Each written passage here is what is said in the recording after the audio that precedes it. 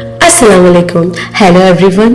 क्या आपने कभी नोटिस किया है कि कुछ लोग मुश्किल से मुश्किल वक्त में भी इतने प्योर सुकून में कैसे रहते हैं, जबकि हम में से अक्सर लोग छोटी सी बात पर हाइपर हो जाते हैं, गुस्सा करने लगते हैं या फिर एंजाइटी का शिकार हो जाते हैं।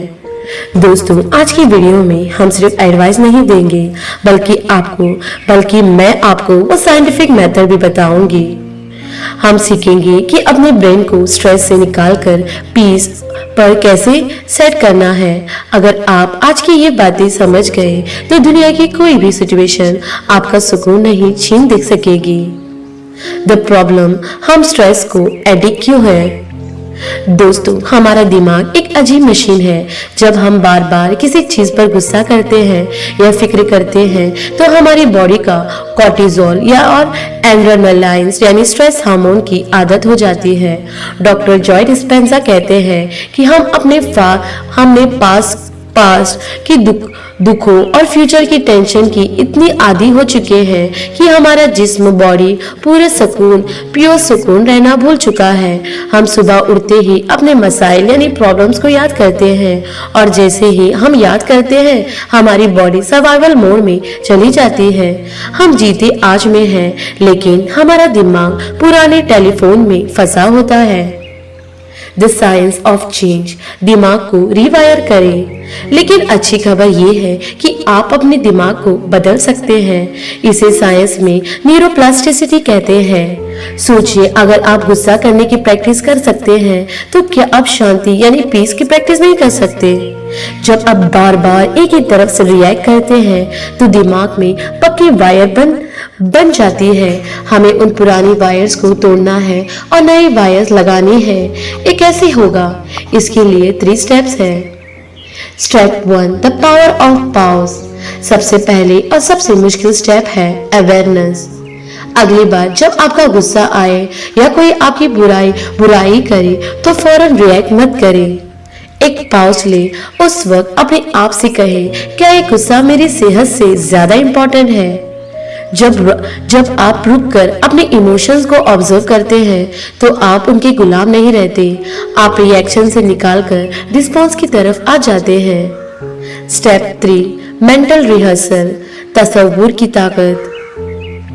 एक बहुत कमाल की बात कहते हैं डॉक्टर जॉय डिस्पेंजा, हमारा ब्रेन रियल और इमेजिनेशन में फर्क नहीं कर सकता। रोज रात को सोने से पहले 5 मिनट आंखें बंद करें और इमेजिन करें कि कल अगर कोई ऐसी सिचुएशन आए जो आपको गुस्सा दिलाती है तो आप वहां बहुत काम खड़े हैं, आप मुस्कुरा रहे हैं, आपकी हार्ट बीट नॉर्मल है। जब आप ये रोज करते हैं तो आपका ब्रेन समझता है कि आप काम रहना सीख चुके हैं।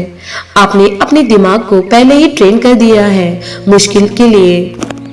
स्टेप 3, ग्रेटिट्यूड, शुक्रगुजारी।